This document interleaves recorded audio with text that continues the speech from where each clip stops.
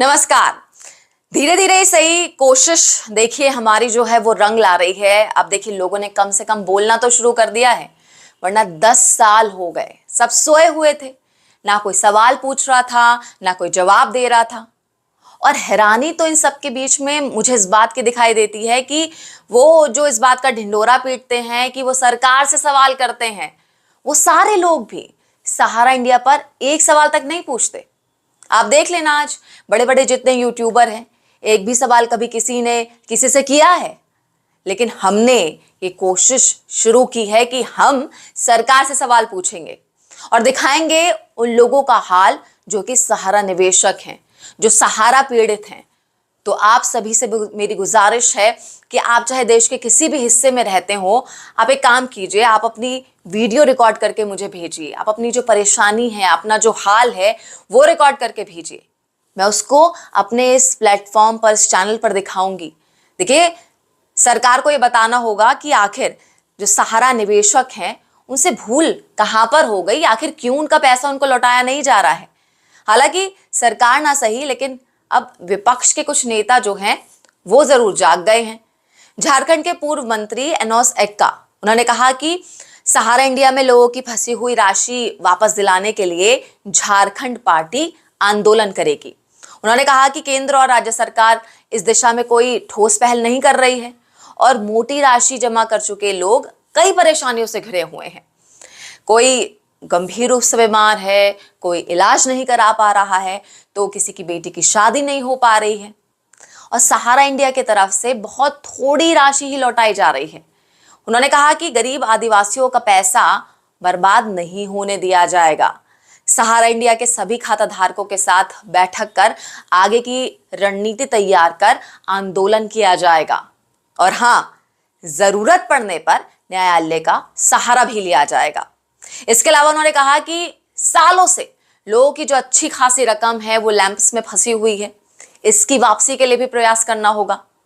तो देखिए, इस बात से मैं बहुत ज्यादा खुश हूं कि चलो कहीं से कुछ तो शुरुआत हो रही है, वरना हम देख रहे हैं पिछले 10 सालों से किस तरीके का तमाशा चल रहा है। ये लोग आप भी देख रहे हैं। सैकड़ों लोगों के मेरे पास देखिए मैसेज आते हैं, मेरे पास फोन भी आ रहे हैं।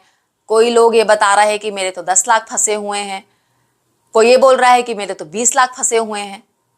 अब ये जो सब लोग हैं ये अपने अपने एजेंट्स को कटघरे में खड़ा कर रहे हैं और देखिए करना भी चाहिए, क्योंकि वो एजेंट ही हैं जिनके जरिए इन लोगों ने सहारा में अपने पैसों को जमा करने की शुरुआत की थी। अब देखिए, मैंने यहाँ पर एक नई शुरुआत की है। मैं क्या करूंगी, मैं देश भर में जो सहारा के लोग हैं उनसे मिलूंगी और इन सब की जो कहानियां हैं वो अपने इस चैनल पर दिखाऊंगी, ताकि सरकार को ये पता लग सके कि सहारा के निवेशक किस हाल में जी रहे हैं। मैं चाहती हूं कि आप चाहे जहां पर हो देश में, वहीं से अपनी आवाज उठाएं। आप ऐसा ना सोचें कि मैं अकेला हूं। आप एक काम कीजिए, अपनी वीडियो बनाकर मुझे भेजिए, मैं उस पर स्टोरी बनाऊंगी। पता तो चले सरकार को कि कितने गुस्से में है सहारा के निवेशक। आप मत जुड़े किसी संगठन से, आप जो 2-4 लोग हैं उनका एक ग्रुप बनाइए। आपके शहर के जो डीएम हैं आप उनसे जाकर मिलिए। आखिर कब तक आप चुप रहेंगे ये सोचकर कि कोई तो करेगा? अरे भाई, आपका पैसा है, आपकी कमाई का पैसा है, आपको बोलना होगा, आपको जागना होगा, आपको कोशिश करनी होगी, तभी आपका पैसा आपको मिलेगा। कुछ लोग तो शायद जाग भी गए हैं। वाराणसी की ये तस्वीर देखिए। वाराणसी में सहारा इंडिया के निवेशक सेवापुरी विधायक नील रतन पटेल के प्रतिनिधि रामविलास पटेल से मिलने पहुंचे थे। निवेशकों ने बताया कि 2020 से सहारा इंडिया के जमाकर्ताओं को भुगतान नहीं मिल रहा है, जिससे वो गंभीर आर्थिक संकट का सामना कर रहे हैं। बहुत महत्वपूर्ण कार्य है हमारी जिंदगी के, जैसे कि इलाज कराना हो, बिटिया की शादी हो, बच्चों की पढ़ाई हो, ये सब प्रभावित हो रहे हैं और इन्हीं सब की वजह से अभी तक 6000 से ज्यादा जो कार्यकर्ता हैं उन्होंने आत्महत्या कर ली है।